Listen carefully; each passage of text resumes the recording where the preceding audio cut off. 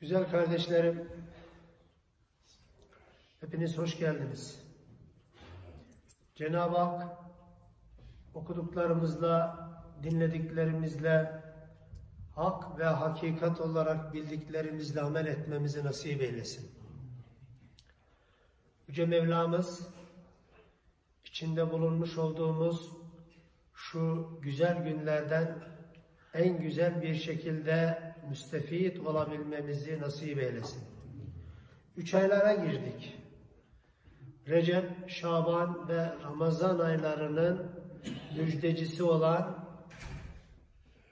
3 aylar ve içerisindeki regaib kandilini eda ettik, idrak ettik.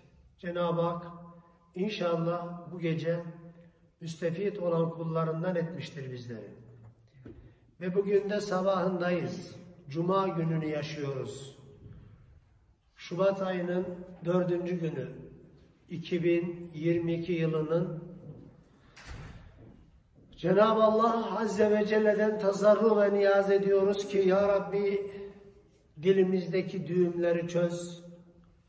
Hak ve hakikatleri doğru olarak bildiklerimizi söylemeyi ve yaşamayı ve yine hak ve hakikat olarak bildiklerimizi hayatımızda idame etmeyi nasip eylesin. Güzel kardeşlerim, geçen haftadan hatırlayacağınız üzere namaz ibadeti ve namaz ibadetindeki yolumuzu kesen haramiyelerden, yan kesicilerden, yol kesicilerden bahsediyorduk. Namaz, müminin miracıdır. Mümin namazsız olamaz. Müslüman namazsız olamaz. Müslüman namaz kılmamak gibi bir özür beyan edemez. Çünkü Yüce Mevlamız Kur'an-ı Hakim'de namazı 100'ün üzerinde ayet-i kerimede bizlere emir buyurmaktadır.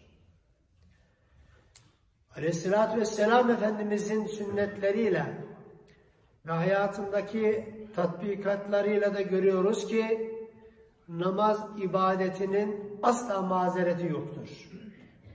Ama dedik ya, bu ibadet ahirette de kula ilk sorulacak ibadet olması hasebiyle kul Ruz-u Mahşer'de Allah'ın huzuruna getirilir. Ve onun ilk evvela namazına bakılır. Eğer ki namazı tamamsa diğer sorgu ve sualleri de kolay geçer. Yok,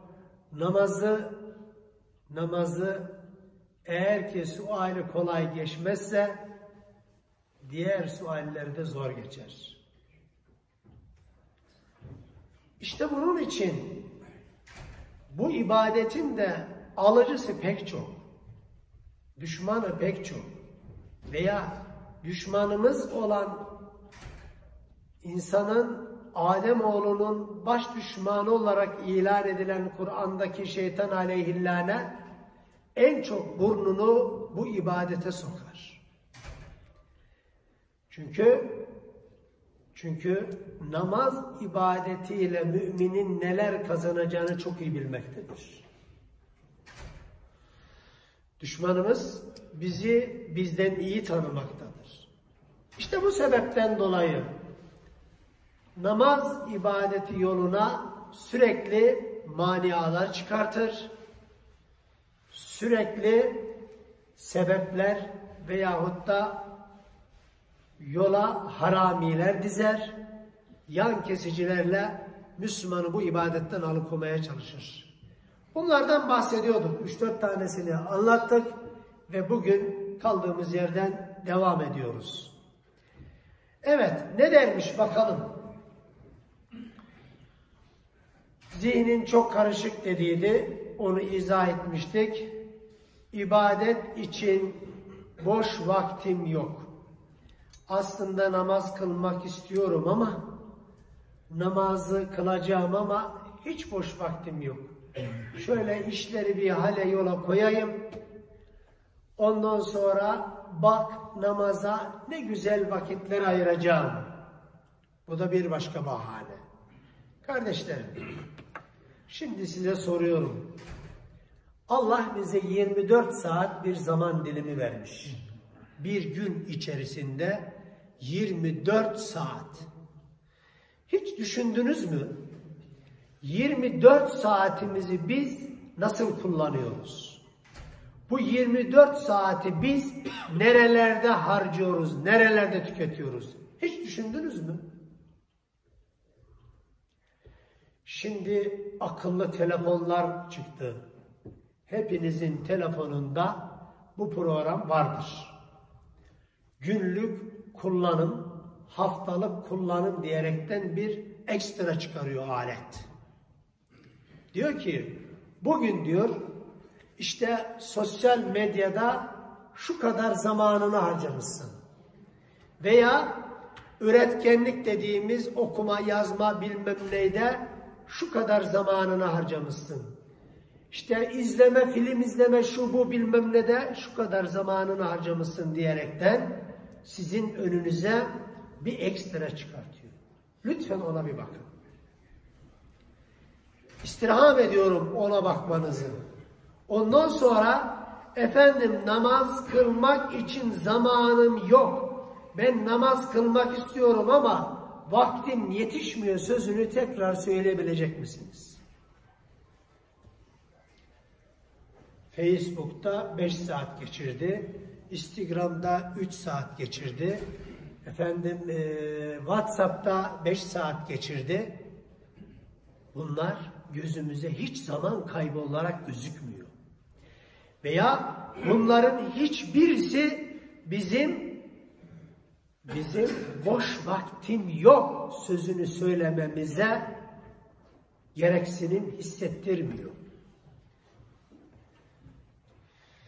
5 vakit namazın hepsini birlikte toplasak, torlasak 1 saat sürer. Toplam 1 saat sürer.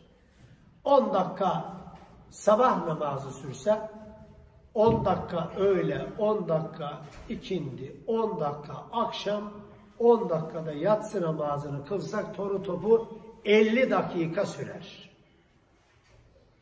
50 dakika. Yani Allah için 50 dakika 24 saat içerisinde çok mu? Allah için ayırdığımız bir zaman ki bu da bizim için zaten. Yani ahiretimizi korumak ve kurtarmak için çok mu diyorsunuz? 50 dakika. 24 saat içerisinde 8 saatini uyku, şu kadarını affedersiniz yemek, şu kadarını lavabo, şu kadarını şu kadarını şu. Bir günlük bir yaşantınızı lütfen saatleriyle bir ekstrasını çıkartın. O zaman göreceksiniz ki her birimiz bu sözlerimizin gerçekliliğini çok iyi idrak edeceğiz. O kadar zaman israfımız var ki, zamanımızı o kadar araya salıyoruz ki, ama bunların hiçbirini gözümüz görmüyor ve sadece gözümüze gözüken 5 vakit namaza zaman bulamıyorum, çok yoğun işlerim var dedirtiyor diyebiliyoruz. Evet, başka neymiş efendim? Sıkıntılarım pek çok. Çok sıkıntılarım var. Şu sıkıntıları bir atlatayım. Maddi sıkıntılar, manevi sıkıntılar, evdeki huzursuzluklar, bunların her birisini sıkıntı olarak eğer düşünürsek, namaza mania olarak söylenen mazeretlerden biri de bu. Kardeşlerim, mümin namaza, Allah'ın huzuruna halini arz etmek için durur. Allah'ın hazinesine, Allah'ın makamına mümin boynunu bükmesinin sebebi ona iltica etmesidir. Kul en fazla sıkıntılı anında Rabbisine iltica etmelidir. ben geldim diyebilmelidir. Bakın o zaman sıkıntıların nasıl bertaraf oluverdiğini görüyorsunuz. Aleyhissalatü vesselam Efendimiz de böyle daraldığı zaman hep kendisi namaza dururmuş. Ve namaz ruhun gıdası oluverir. Hani söylendiği gibi değil, müzik ruhun gıdası değil, namaz esastan ruhun gıdasıdır. Dua ruhun gıdasıdır. Yaratıcının huzuruna sığınmak ruhun gıdasıdır. Bakın, göreceksiniz. Rabbimizin huzuruna iltica edelim. Bakın huzurun orada olduğunu çok iyi müşahede edeceksiniz. Göreceksiniz bunları. Başka bir mana, efendim elbisem temiz değil. Aslında namaz kılmak istiyorum ama toz toprak içerisinde çalışıyoruz. Elbisemiz temiz oluyor, olmuyor. Dolayısıyla namazı kılamıyoruz. Bir mazeret daha. Kardeşlerim, şunu asla ve kat'a aklınızdan çıkarmayınız ki iş elbisenizle, tozlu topraklı elbisenizle, sanayide çalışırken yağdalı, paslı elbisenizle sizi sadece ve sadece huzuruna Allah kabul eder. Çünkü Allah kulunun elbisesini değil, Allah kulunun kalbine nazar eder. Sen o elbiselerle valinin huzuruna çıkamazsın. Milletvekilinin huzuruna çıkamazsın. Emniyet müdürünün karşısına çıkamazsın. Şunun karşısına, bunun karşısına çıkamazsın ama Allah seni olduğun gibi kabul eder. Kulum der. Çünkü Allah senin dış görünüşüne değil, Allah senin kalbine nazar eder. Hadesten taharet var, necasetten taharet vardı hani? Evet, doğru. Doğru. Necasetten taharet var. Yani bu nedir?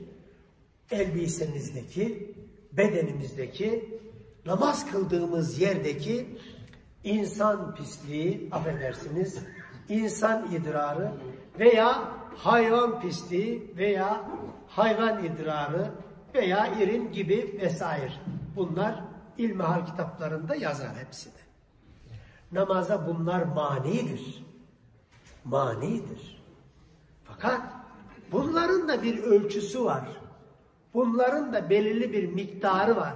Yani ne kadar idrar elbisemizde olursa namazımız olmaz. Veya ne kadar elbisemizde kaba pislik bulaşsa namazımız olmaz. Bunların her birisi fıkıh kitaplarımızda, ilmihal kitaplarımızda açıklanmıştır. Bunlar da mazeret değil. Bunlar da mazeret değil. Öyleyse iş elbisenle, tozlu topraklı elbisenle de Allah'ın huzuruna durabilirsin. Ama başka bir imkanın yoksa diye orayı da şöyle açalım. Gardırobunda 5 tane, 6 tane elbise dururken tozlu, topraklı, kirli, paslı elbiseyle de Allah'ın huzuruna çıkmamak lazım. Evet.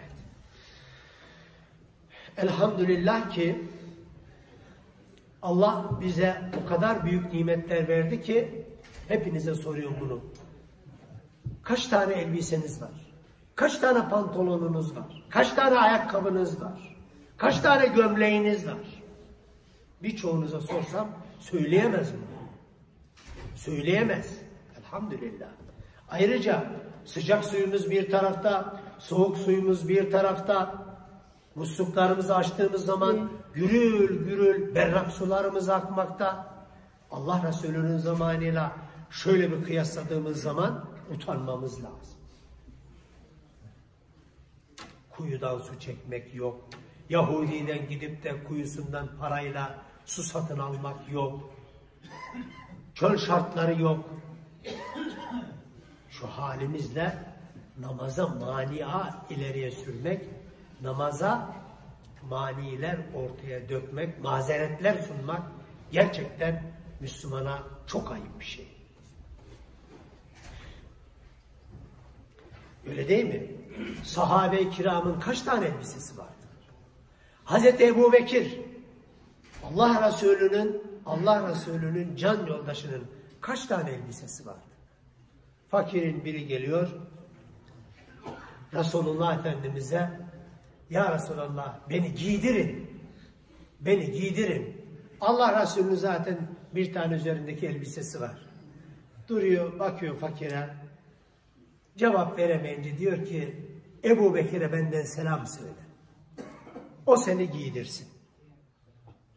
O seni giydirsin. Ve Hazreti Ebu Bekir'in kapısını çalar mı fakir? Der ki, ey Ebu Bekir, Allah Resulü'nün sana selamı var. Ben kendisinden beni giydirmesini istedim. O da sana havale etti. Ebu Bekir'e selam söyle, o seni giydirsin dedi. Bekle der kapıda, bekle.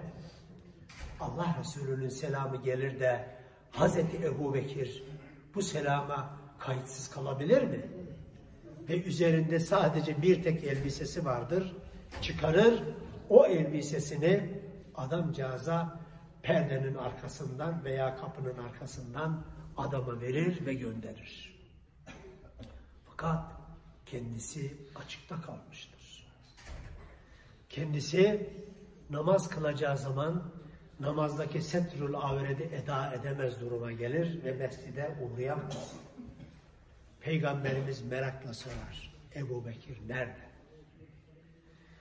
Ebu Bekir'in ne halde olduğunu Allah Resulüne melekler bildirir ve arkasından radıyallahu anhum ve radu'an. Allah onlardan razı, onlar da Allah'tan razı ayeti nazil olur. Evet, başka bir vesvese, başka bir engel, namaza engelleri anlatıyoruz kardeşlerim. Namaza mani olan sebepler nelerdir? Bizi namazdan ne alıkoyuyor? Neler alıkoyuyor? İşte sudan sebepler. Biri de vesvese. Bu vesveseye biraz şöyle ağırlık vermemiz lazım ki bir yönde hastalık gibi bir şey bu. Birçok farklı cemaatimden vesveseler duyuyorum. Hayretler içinde kalıyor. Birinde görev yaptığım caminin birisinde cemaatimin biri namazı mahfelde kılıyor. Tahtalı diyoruz işte. 2. kat mahfelde kılıyor. Bu da dikkatimi çekiyor. Her namaza geliyor ama mahfelde kılıyor namazı. Birinde bekledim. Geldi. Dedim ki kardeş güzel namazını kılıyorsun ama sen niye cemaate iştirak etmiyorsun? Bizde bir hata var, bir kusurumuz mu var? Cemaatle mi bir sıkıntın var? Niye orada yalnız başına namaz kılıyorsun deyince hocam dedi, sorma dedi. Bende bir vesvese var ki bir türlü kurtulamıyorum dedi. Neymiş o kardeşim? Okurken dedi, efendim acaba ayını çıkardım mı çıkaramadım mı? Acaba ha harfi ha mı oldu, hı mı oldu? Hı harfi mi çıktı mı, ha gibi mi çıktı? Onun için bir türlü içinden çıkamıyorum dedi. Nasıl yani? Elhamdülillahi Rabbil alemin. Yok olmadı. Elhamdülillahi Rabbil, yok yine olmadı. Elhamdülillahi Rabbil alemin, ayn olmadı. Elhamdülillah. Adamcağız bir Fatiha'yı 5 dakikada okuyamıyormuş. Onun için dedi namazı en az belki yarım saat, belki 45 dakikada ancak kılıyorum dedi. Cemaatten de utanıyorum aşağıda. Bu sebeple orada kılıyorum deyince ciğerim yandı adama. Görüyor musunuz vesveseyi? Görüyor musunuz tuzağı? Büyük bir tuzak işte bu. Adam ne yapacak? En sonunda pes edecek. Bu ne ya böyle diyecek. Böyle namaz kılmadan kılmamak daha eftal diyecek mi? Diyecek. Şimdi bunların ilacını söyleyeceğim biraz sonra. Yine başka bir cemaatin, bu aranızda vardır da onun için söylüyorum bunları. Bir yönde tedavi ediyoruz. Hocam diyor, ben namazı kılamıyorum. Niye kılamıyorsun kardeşim? Tuvaletten çıktığım zaman acaba tuvaletin duvarına kolum mu değdi? Acaba tahareti iyi yaptım mı yapamadım mı?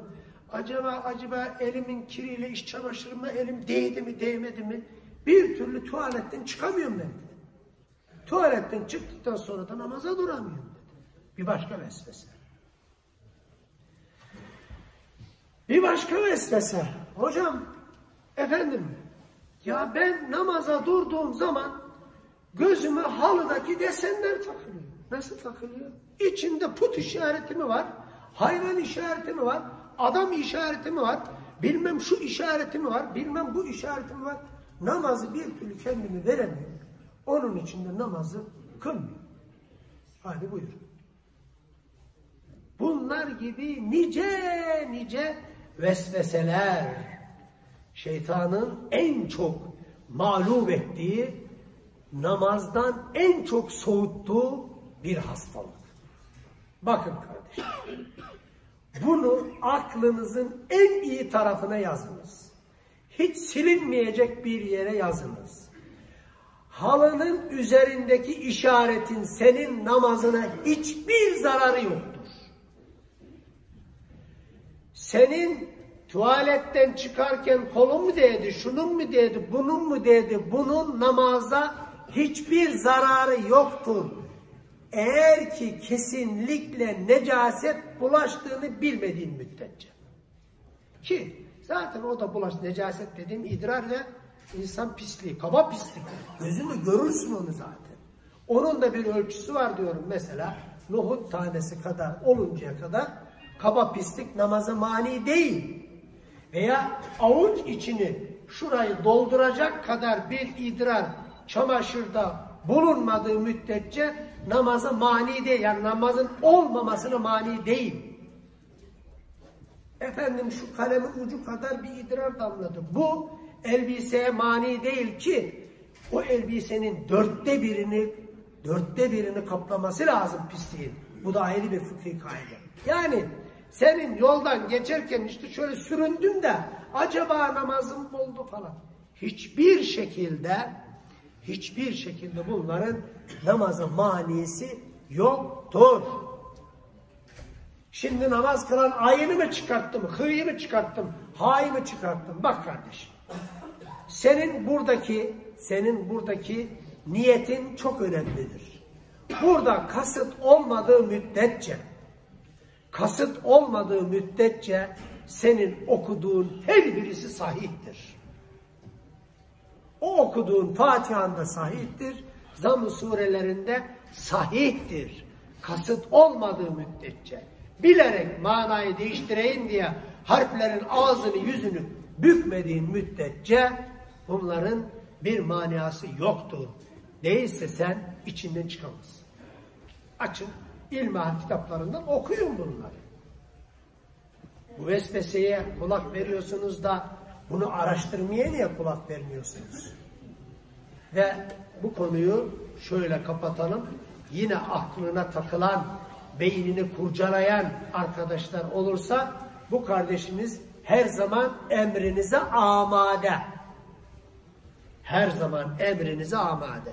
Gecede gündüzde gelip sorabilirsiniz. Aklımızın erdiği kadar sizleri anlatmaya veya ikna etmeye çalışırız. Şunu unutmayın. Aynada görünen pislik pis değildir. Veya aynada gördüğünüz yılan resmi sizi ısırmaz. Vesvese de bunun gibi aynı. Aynadaki gördüğün yılan resmi gibi. Onun sana bir zararı dokunmaz. Onun sana bir zararı olmaz. Ve sen namazını kılmaya devam et kardeşim. Çünkü bu vesveseleri senden başa çıkamadığı takdirde şeytan aleyhillâne peşini bırakacaktır. Baktı ki buradan beceremedi, başka bir yol bulacaktır seni ibadetinden alıkoyabilmek için. Ve ayrıca Felak ve Nas surelerini bol bol okuyun. Bu tür hastalıklara, ben hastalık diyorum çünkü vesvese işi çok tehlikeli ve tedavisi özellikle bu anlattığım ibadet hususunda zor bir şey. Allah kardeşlerimize de yardım etsin. Dediğimiz gibi üzerine gideceksiniz. Namazım oldu. Adam namaz kılıyor. Tekrar bir daha duruyor namaz. Tekrar niye kılıyorsun kardeşim? Sana ne oldu böyle dedim birinde. Ya hocam dedi. 2 rekat, 4 rekatlık namazı. İkincide oturdum mu oturmadım. 3'e kalktım mı, 4'e mi kalktım, 5 mi kıldım? Kafam karışıyor bir daha kılıyorum. Tam ortasına geliyorum. Acaba 3 mü kıldım, 2 mi kıldım? Bir daha kıldım. Acaba bir daha kıldım. Kardeşim, kalbine bakacaksın. Kalbine bakacaksın. Burada eğer ki eksik kıldığın daha ağır basıyorsa tamam. Yeniden bir daha kıl. Yo, ikinci, üçüncüyse bu artık vesvesedir. Tamam, o namaz olmuştur. Eksik de kılsan o namaz olmuştur. Üstüne gitme bir daha. Galiba anladınız. 8. maddeye gelmişiz.